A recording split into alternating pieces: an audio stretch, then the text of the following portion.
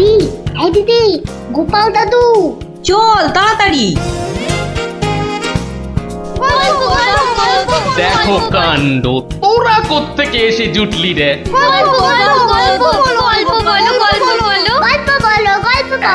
এই দেখো দেখো, আস্তে আস্তে আস্তে, আরে ধুতি খুলে যাবে রে, ধুতি খুলে যাবে। দাঁড়া দাঁড়া, ওরে বে, আমি এখন রাজসভায় যাচ্ছি, পরে এসে তোদের গল্প বলবো। এই দেখো, গল্প না বললে আমরা তোমাকে রাজসভায় যেতেই দেব না। ঠিক ঠিক, গল্প বলো, গল্প বলো। আচ্ছা আচ্ছা আচ্ছা, বেশ, চল ওই গাছতলাটায় গিয়ে বসি। হ্যাঁ, আয় আয় আয়। নাও, এবার শুরু করো। শোন তো, তোরা তো ওই মুর্শিদাবাদের নবাবের কথা শুনেছিস? হ্যাঁ, এক ভীষণ খামখেয়ালি লোক, বুঝলি। হঠাৎ হঠাৎ তার মাথায় অদ্ভুত সব খেয়াল চাপে, আর তার জন্য মাথা খারাপ হয়ে যায় আমাদের মহারাজ ওই কৃষ্ণচন্দ্র। তো সেবার হলো কি,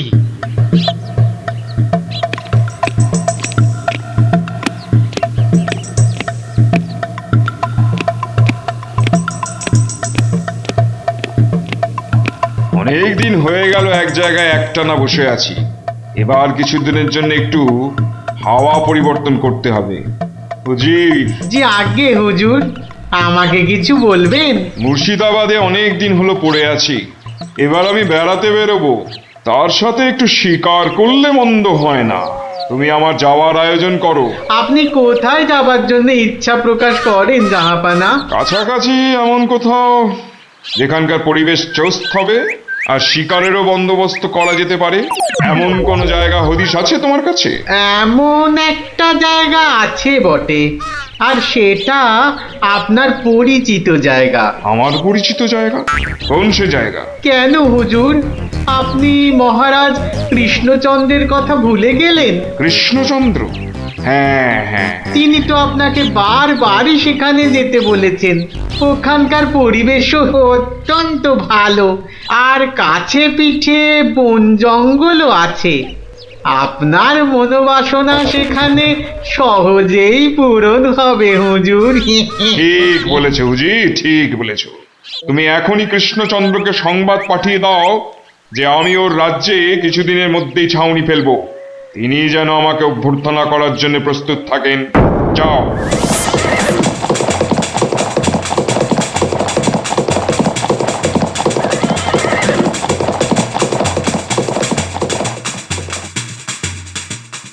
বন্ধুগণ, আজকে আমার কাছে একটা বড়ই গুরুত্বপূর্ণ খবর আছে।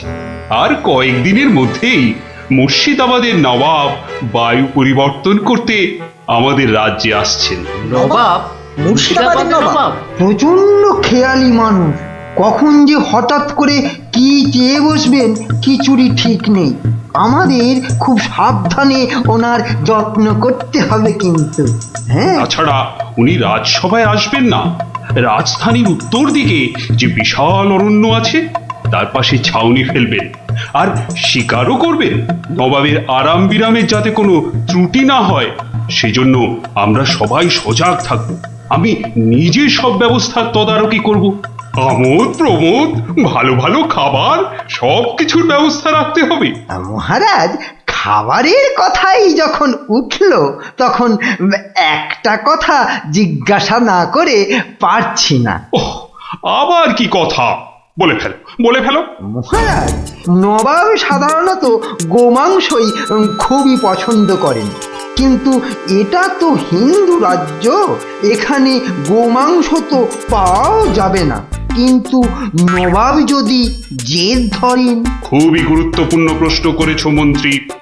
সেক্ষেত্রে আমাদের নবাবকে উত্তম রূপে খাসি আর মোরগের মাংস খাইয়ে মন ভরাতে হবে। এছাড়া আর উপায় কি? হ্যাঁ, আর তাতেও উপায় না হলে হাতের কাছেই তো আছে আমাদের কৃষ্ণনগরের বিখ্যাত সরপুরিয়া রাজভোগ। এর স্বাদে আর গন্ধে নবাব গোমাংসের কথা ভুলেই যাবে। ঠিক বলেছ গোপাল, নবাবের এমন খাতিরদারি করতে হবে যাতে সাপও মরে আর লাঠিও না ভাঙে। তাহলে আপনারা এবার তৈরি হয়ে নিন, আজ থেকেই কাজে লেগে পড়ুন, আর একদম সময় নষ্ট নয়।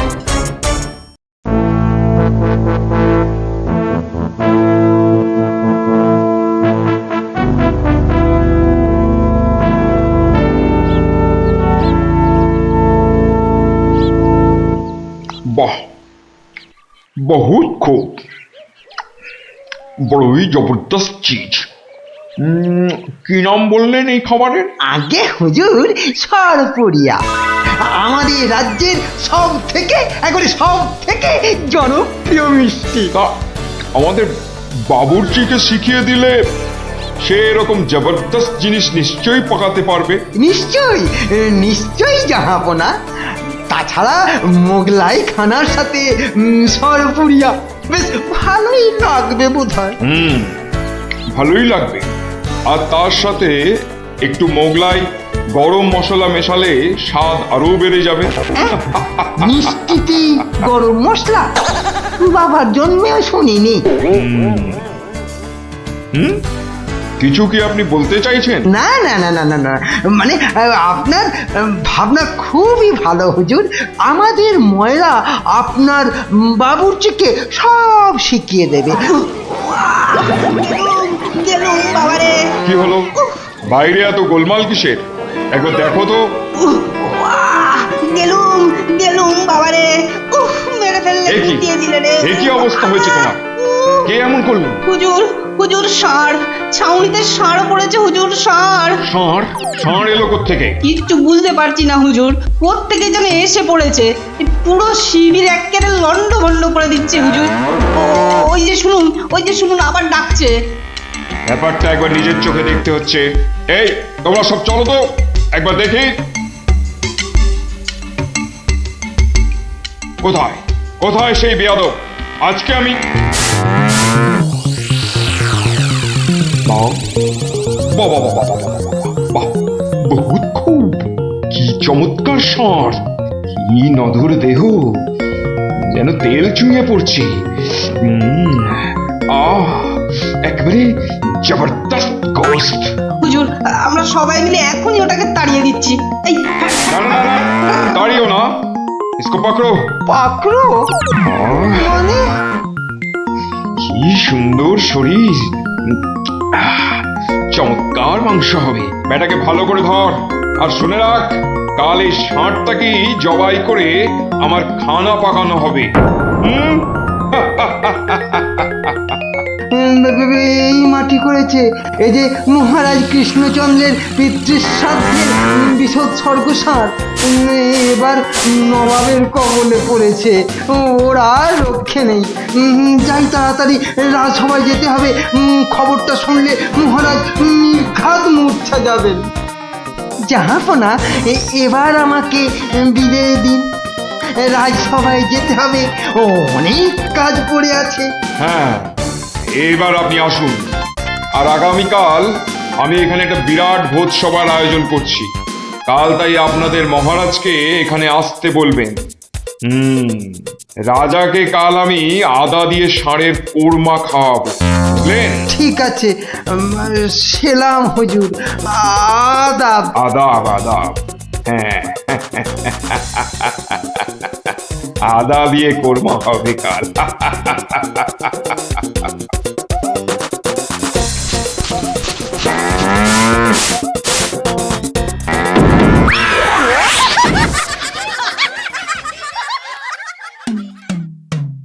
একই কথা শোনালে মহামন্ত্রী, এ আমি কি চরম ধর্ম সংকটে পড়লাম। আমার পিতা শ্রাদ্ধে উৎসর্গ করে ষাঁড়টাকে ধর্মের নামে ছেড়ে দিয়েছিলাম। বৃষোৎসর্গের বৃষ মারা পড়লে যে আমার পিতৃপুরুষ নরকে যাবে। কিন্তু নবাবের হাত থেকে ওকে উদ্ধার করার উপায়ই বা কি? নবাব যাকে খেতে চাইছেন তাকে ছিনিয়ে আনার চেষ্টা মানে তো রাজদ্রোহ বই তো কিছু নয়। তাই তো, ওরে বাবা, সর্বনাশ হয়ে গেল, সর্বনাশ হয়ে গেল। হিন্দুর নগরে গো হত্যা হলো, আমার পিতৃপুরুষের নরকবাস হবে। কোনো উপায় নেই ঠেকাবার। যত সব বদমাইশ নবাব। আমাদের এ কি সর্বনাশ হলো, কি সর্বনাশ হলো! থামুন, বিপদের সময় একটা বুদ্ধি দেওয়ার নাম নেই, আবার নাকি কান্না কাঁদতে লেগেছে। সবাই সবাই একদম চুপ করে থাকবেন। আমাকে আমাকে একা ভাবতে দিন তো, দেখি দেখি কোনো শেষ রক্ষা করতে পারি কিনা।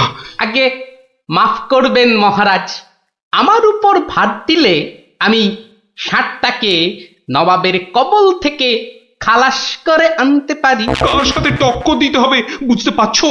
এ হলো স্বয়ং মুর্শিদাবাদের নবাব। আমার উপর ভরসা রাখুন মহারাজ, আমার জেদ তো আপনি ভালো করেই জানেন।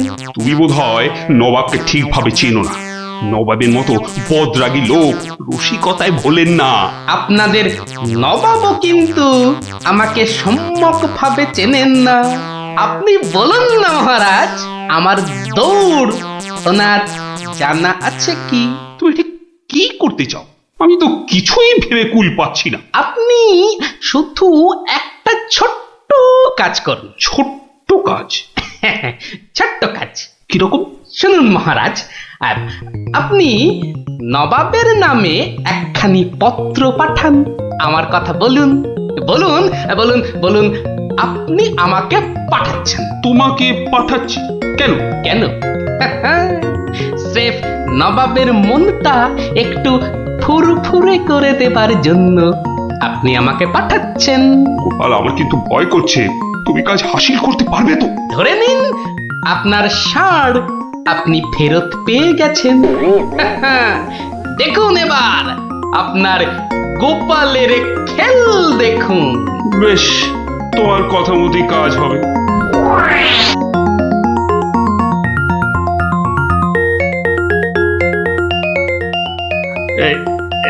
এই আমি চিঠি লিখে দিচ্ছি। প্রণাম মহারাজ, এই চললাম আমি ষাঁড় উদ্ধার অভিযানে।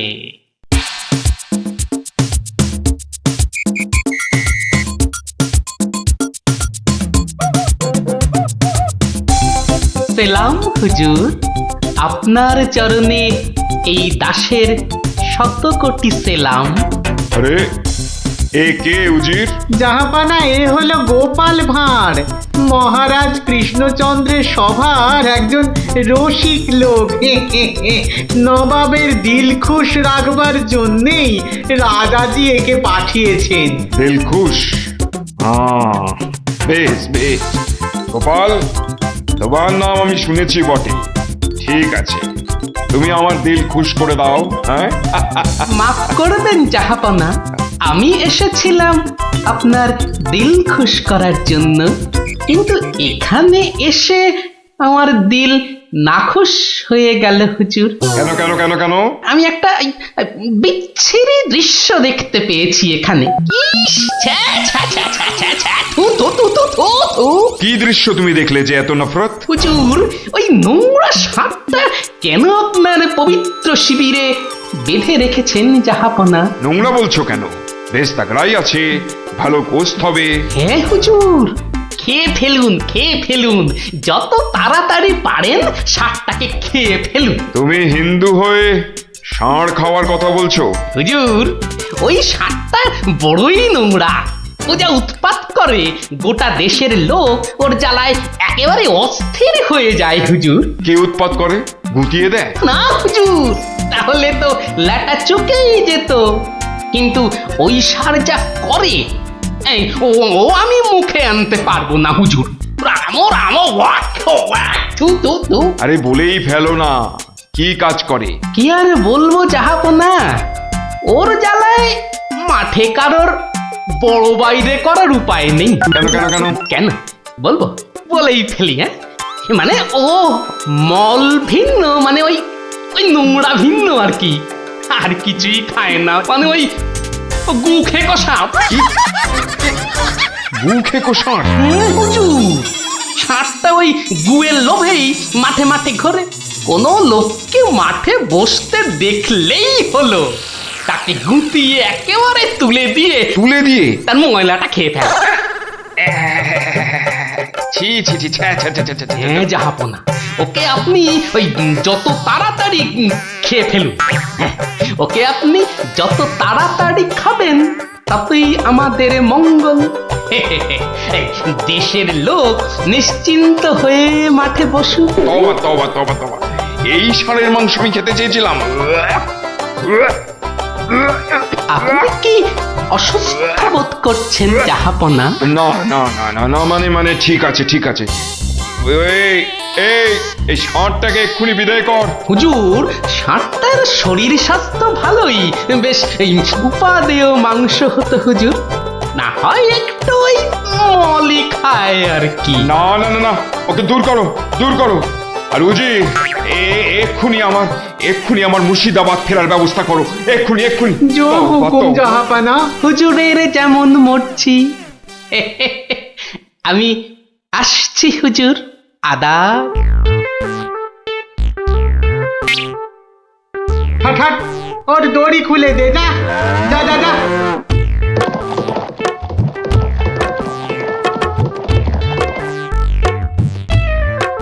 ধন্য ধন্য তুমি গোপাল, চমৎকার চমৎকার তুমি।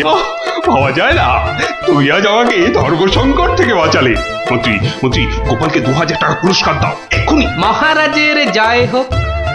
ব্যাস, নবাব ষাটটাকে ছেড়ে দিয়ে মুর্শিদাবাদ পালালেন, আর আমাদেরও ঘাম দিয়ে জ্বর ছাড়লো। তোরা সব খুশি তো? হ্যাঁ, এবার তাহলে আমি রাজসভায় যাই। কাল কিন্তু আর একটা গল্প বলতে হবে। আচ্ছা বাবা, আচ্ছা, বলবো বলবো।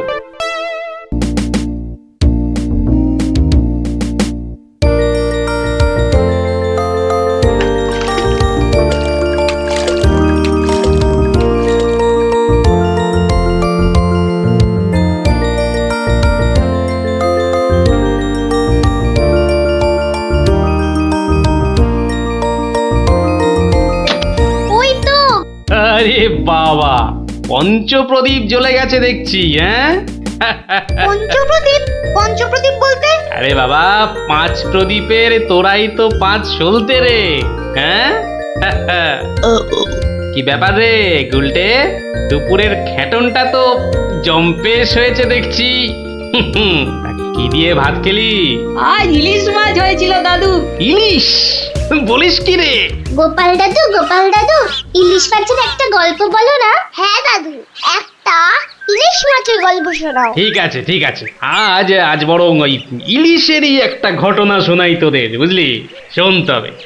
একদিন মহারাজ কৃষ্ণচন্দ্রের মহামন্ত্রী বাজার থেকে এক জোড়া ইলিশ কিনে ফিরছেন, বুঝলি? এমন সময় নাম হই মন্ত্রী মশাই। নমস্কার নমস্কার। একেরে জোড়া হিলসা কি না ফিরতেছেন দেখি। কদিন থেকে গিন্নি ইলিশ খাবো করে মাথা খারাপ করে দিচ্ছে। অগত্যা নিলাম দুটো কিনে। তা কত দাম নিল হিলসা গুলান? 300 টাকা কিলো। 300? কেন, খুব বেশি নিল নাকি? বেশি মানে? আপনারে একদম ঠকাই দেছে বেটা। বলো কি হে, ঠকিয়ে দিয়েছে? আল বাত ঠকাই দেছে। কালই তো ওই হোতল বাবু 200 টাকা কেজি দরে লইয়া আইল। মাত্র 200 টাকা করে? তবে আর বলতেছি কেন, তোমার ফদলবাবু যে মাছটা কিনেছিল সেটা বোধহয় গঙ্গার ইলিশ, বুঝেছ? আর এগুলো হচ্ছে পাকা পদ্মার। আর কয়েন না মন্ত্রী মশাই, আপনার কথা শুই না ঘোড়াও হাসবা। এই নবদ্বীপে পদ্মা আসছে কোথায় কম দেহি? সে পদ্মা হলো গে আমাগো দেশে, মানে বাংলাদেশে। বেটা গোমুখদের কি করে বোঝাই? হ্যাঁ, ঠিক আছে বাবু, ঠিক আছে। আমার পয়সা আমি ঠকেছি, ব্যাস। তোমাদের কি? হ্যাঁ, আমি চলি।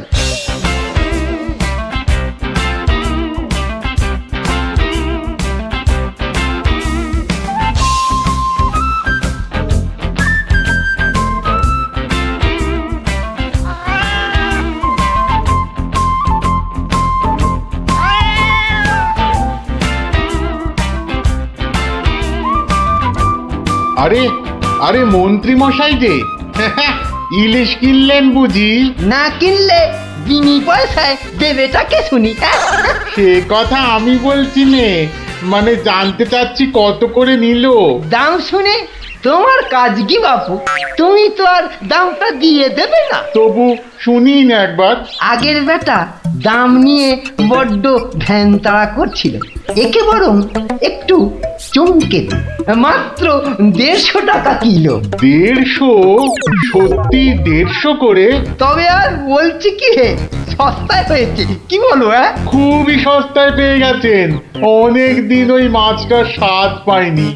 আপনি যদি কর্তা মারে বলে না না বেশি নয়, এই 2-1 পিস যদি পাঠিয়ে দেন। এ বেটা দেখছি এক কাটি বাড়া। কিছু বললে নাকি? হ্যাঁ না না, বলছিলাম কি কর্তা মারে বলে যদি। বলবো বলবো, কথা মারে নিশ্চয়ই বলবো, নিশ্চয়ই বলবো। ধন্যবাদ। এ তো দেখি ইলিশ কিনে মহা ঝামেলা হলো। হ্যাঁ, সকলেই দাম জানতে চায়। আরে বাবা, বাজারে গিয়ে দাম করলেই তো লাটা চুকে যায়। হ্যাঁ, যত সব। আরে মন্ত্রী মশাই যে ইলিশ কিনে ফিরছেন বুঝি? আরো একজন হাতে ইলিশ দেখেও জিজ্ঞাসা করা যায়, ইলিশ কিনে ফিরছেন বুঝি? দেখতেই তো বাচ্চা বাবু, এগুলো ইলিশ, রুই কাতলা নয়। তা সস্তায় পেয়ে নিয়ে এলাম দুটো। বস্তায়? বলেন কি, বস্তায় করে ইলিশ মাছ বিকোচ্ছে নাকি? কোথায়? এ তো দেখি বদ্ধ কালা। হ্যাঁ, বস্তা নয়, বস্তা নয়, সস্তা সস্তা, মানে কম দাম, বুঝেছো? ও, সস্তায় পেয়ে গেলেন? তা বলবেন তো। তা এমন চেঁচাচ্ছেন কেন? আমি কি কালা নাকি? যাকে যাকে ওসব কথা। সস্তা বলতে কত সস্তা মন্ত্রী মশাই? মানে ঠিক কত করে নিল? একদম জলের দরে। ফলের দরে ইলিশ মাছ? হ্যাঁ, সস্তাই বটে। সস্তা, ঠিক বলেছেন। তা কবে হচ্ছে ইলিশের ভোজ? আমার শ্রাদ্ধে। আজ রাতে? বলেন কি? তা বেশ, আমি আজ রাতেই না হয় একবার হাজির হয়ে যাবো। হ্যাঁ, কিছু বললে? পিছু পিছু চলতে পারলে তো ভালোই হতো। তবে তবে একটা জরুরি কাজ আছে কিনা? এ তো দেখছি মহা ফ্যাসাদ। পেশাদ? আগে আপনাদের পেশাদ পাওয়া তো ভাগ্যের ব্যাপার। এখন তবে যাই মন্ত্রী মশাই, কি বলেন? যাই তবে।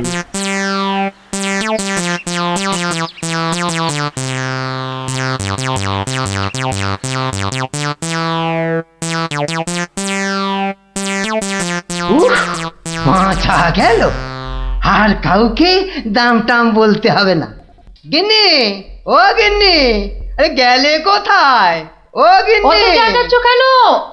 উমা, কি সুন্দর ইলিশ মাছটা এনেছো গো! কত দাম নিল গো? চাপ বাবা, এখানেও সেই দামের গপ্প। নিকুচি করেছে দামে। এই রইল তোমার ইলিশ, যা পড়ো দাঁতো। আমি চললুম রাজ দরবার।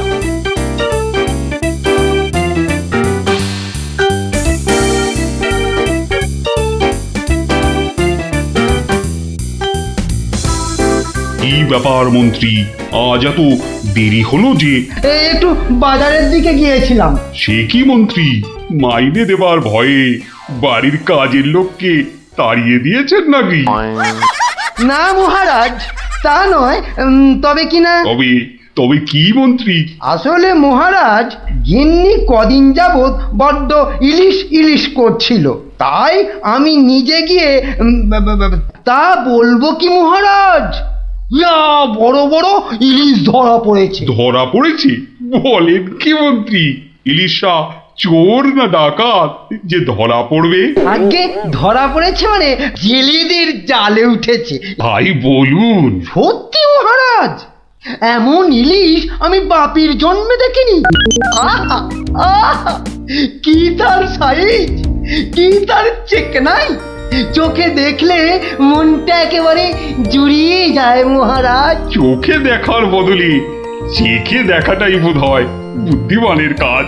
যাকি, তা মন্ত্রী মশাই, আপনি কি আবার মন্ত্রিত্ব ছেড়ে ইলিশ মাছের ব্যবসা শুরু করবেন নাকি? এ কথা কেন বলছেন মহারাজ? বলছি কি আর সাধে মন্ত্রী, আপনি যেভাবে ইলিশ ইলিশ করে খেপে উঠেছেন তাতে কোনো কিছুই অসম্ভব নয়। ঠিক তা নয় মহারাজ, আসলে এটা ইলিশের মরশুম কিনা, যেখানেই যান শুধুই ইলিশের গল্প। আসলে এটা যে ইলিশের মরশুম সেটা না একেবারেই ভুলে গিয়েছিল। আপনি ঠিকই বলেছেন, এই সময় ইলিশের গল্প বন্ধ করা প্রায় অসম্ভব। তোরা যে যা বলিস ভাই, আমার শুধুই ইলিশ চাই। সকালে চাই, দুপুরে চাই, রাতেও ইলিশ চাই। আমার শুধুই ইলিশ চাই। মহারাজ, ইলিশ কিনে ফেরার পথে কত লোক যে দাম জিজ্ঞাসা করেছে, কি বলবো মহারাজ। তা আমার দরবার থেকে বাজারের দূরত্ব কত মহামন্ত্রী? প্রায় মিনিট 10 রাস্তা। 10 মিনিট? আচ্ছা গোপাল, ইলিশ হাতে এই 10 মিনিটের পথ কি তুমি আসতে পারবে, যাতে কেউ দাম জানতে না চায়? মহারাজ, এটা এমন কি কঠিন কাজ মহারাজ? বেশ বেশ, তুমি যদি বাজার থেকে একটা এই বড় সড়ো ইলিশ মাছ হাতে দিয়ে প্রকাশ্য রাজপথ দিয়ে আমার দরবারে উপস্থিত হতে পারো, এবং যদি কেউ তোমাকে ইলিশ মাছের দাম জিজ্ঞাসা না করে, তাহলে তোমাকে আমি 500 টাকা পুরস্কার দেব। কি তুমি রাজি তো? আমি রাজি মহারাজ। কিন্তু ভুল করেও কেউ যদি ইলিশের দাম জিজ্ঞাসা করে, তাহলে কিন্তু বুঝতেই পারছো, তোমার ওই 500 টাকা জরিমানা দিতে হবে। আর এটাই আমার শর্ত। আপনার শর্ত শিরোধার্য মহারাজ। আজ নির্ঘাত তুমি ঠকবে গোপাল, নির্ঘাত ঠকবে। পুরস্কার পাওয়া তো দূরের কথা, তুমি বরং জরিমানার 500 টাকা ট্যাঁকে গুজে মাছ কিনতে যাও। সে দেখা যাবে মন্ত্রী মশাই। তাহলে আমাকে মাছের দামটা দিন মহারাজ। ধন্যবাদ। এবার আমাকে তবে আসতে আজ্ঞা দিন মহারাজ। ঠিক আছে গোপাল, তাহলে শুভস্য শীঘ্রম। তুমি এখনই রওনা হয়ে যাও। আজ্ঞে মহারাজ, এই গেলুম আর এই এলুম। তোরা যে যা বলিস ভাই, আমার শুধুই ইলিশ চাই। সকালে চাই, দুপুরে চাই, রাতেও ইলিশ চাই। আমার শুধুই ইলিশ চাই। মন্ত্রী, বলতে আজ্ঞা হোক মহারাজ। আপনি আপনার বিশ্বস্ত কোনো লোককে পাঠান, যে গোপালকে অনুসরণ করবে আর রাজপথে যা যা ঘটেছে তার বর্ণনা দেবে।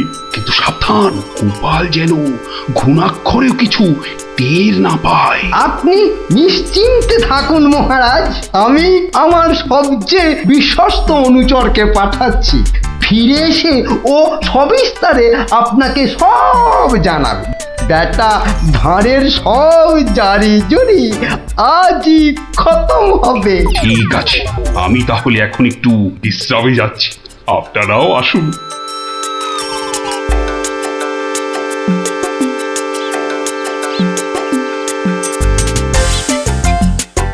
বটা আছো নাকি? ভেতরে আসতে আজ্ঞা হোক হুজুর। তার দরকার নেই, তোমাকে একটা গুরুত্বপূর্ণ কাজের দায়িত্ব দিতে এসেছি বটা। কাজটা করা চাই কিন্তু। নিশ্চয়ই নিশ্চয়ই, কি করতে হবে শুধু বলুন। শোনো, মহারাজ গোপালকে ইলিশ মাছ কিনতে পাঠিয়েছে। তুমি এক্ষুনি বাজারে চলে যাও। গোপাল মাছ নিয়ে ফেরার সময় যেভাবেই হোক মাছের দামটা জেনে নিতে হবে, বুঝেছো? কিন্তু সাবধান, আমি যে তোমাকে পাঠিয়েছি সে কথা ঘুণাক্ষরেও যেন কেউ জানতে না পারে। আপনি নিশ্চিন্তে থাকুন মন্ত্রী মশাই। ঠিক আছে ঠিক আছে, তুমি রওনা দাও, রাজসভায় দেখা হবে, কেমন? হ্যাঁ, কি গো, পাগল টাগল হয়ে গেলে নাকি? এইসব ছাই বর্ষ মাগতেছে বড়। ও গো, আমার কি হলো গো? ওনাকে বোধহয় তেনারা ভর করেছে। ও গো, কি হলো গো? রাম রাম রাম রাম রাম রাম রাম রাম রাম রাম রাম রাম রাম রাম রাম রাম রাম। ও গো, তুমি মরা কান্না থামাবে কিন্নি? থামবো কি গো? তেনারা তোমাকে ধরলেন আর আমি ও মা গো। ধুর তেরি ছাই। আরে বাবা, ইলিশ মাছ কিনতে যাচ্ছে কিনা, তাই তাই এসব ছাই বর্ষ মাগছো? হাতে কড়কড়ে 500 টাকা এনে দিলে বুঝবে এই সাজের কি মহিমা। যাক, এখন আমি তৈরি, এবার চলে গিন্নি, টাটা।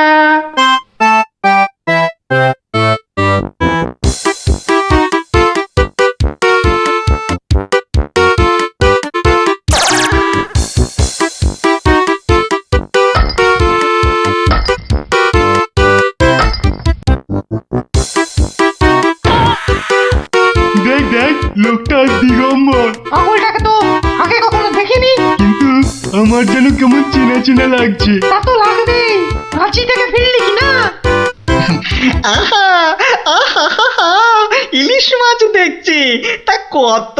ধরেছি জাহাপনা, আসল অপরাধীকে পাকড়াও করেছি। এই চুপ করে দাঁড়িয়ে থাক, আমি নিজে তোর শাস্তি দেব। কি ব্যাটা সত্যি সত্যি পাগল হয়ে গেল নাকি? বলা যায় না, ইটটা যদি সত্যি সত্যি ছুঁড়ে দেয়, কাজ নেই আর দাম জানায়। চাচা, আপন প্রাণ বাঁচা। ওরে বাবা!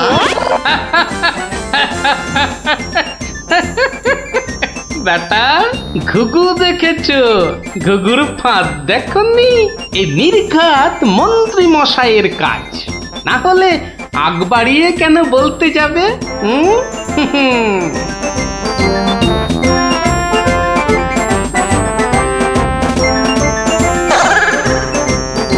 গোপাল, সে কি তোমার এই অবস্থা কেন? আগে এটার জন্য হুজুর, তার মানে?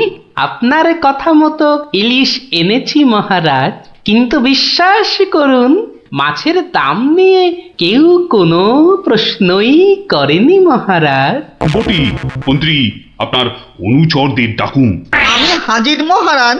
তুমি দেখেছো গোপালকে ইলিশের দাম নিয়ে কেউ কিচ্ছু বলেনি? হ্যাঁ মহারাজ, দেখেছি, কিন্তু কিন্তু কি?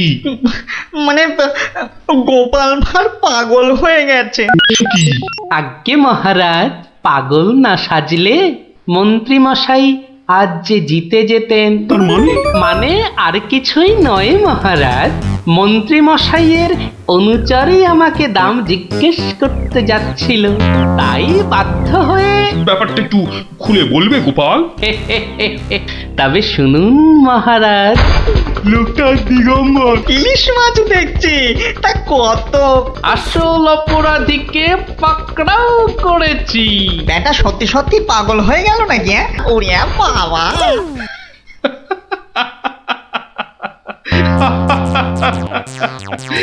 কি মন্ত্রী মশাই, গোপালের সঙ্গে আর লাগবে? হ্যাঁ, আমায় ক্ষমা করে দিন মহারাজ, আমি দুঃখিত। না না, শুধু